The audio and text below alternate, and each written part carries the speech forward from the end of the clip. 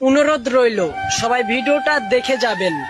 স্বামী বিদেশে যাওয়ার আগে তার স্ত্রীকে বলে গেল, আমি বিদেশ থেকে না আসা পর্যন্ত তুমি বাড়ি থেকে বের হবে না। স্ত্রী বলল, ওকে, বের হব না। তার কয়েকদিন পরেই তার বাবা খুব অসুস্থ। কিন্তু কয়েকদিন পরে তার স্ত্রীর কাছে খবর এলো তার বাবা অনেক অসুস্থ, কিন্তু তিনি দেখতে যায়নি। কয়েকদিন পর আবার খবর আসলো তার বাবা মারা গেছে, কিন্তু তিনি তখনও তার বাবাকে দেখতে যায়নি। তার বাবা মারা যাওয়ার কিছুদিন পর তার স্বামী বাড়িতে আসলো।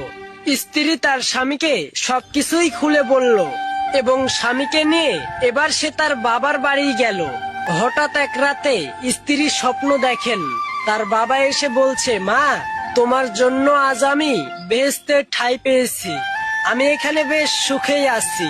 তুমি যদি তোমার স্বামীর নির্দেশ অমান্য করে আমাকে দেখতে আসতে, তাহলে আমিও সেই পাপের অংশীদারি হতাম।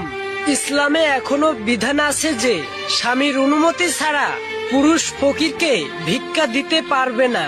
অথচ এখন কিছু সংখ্যক স্ত্রী আছে স্বামীকে না জানিয়ে স্বামীর সম্পদ ভোগ করবে, বিলাসিতা করে চলবে, আবার স্বামীর অবাধ্য হয়ে যখন যেটা ইচ্ছা সেইটা করে বেড়াবে, যখন যেখানে ইচ্ছা সেইখানে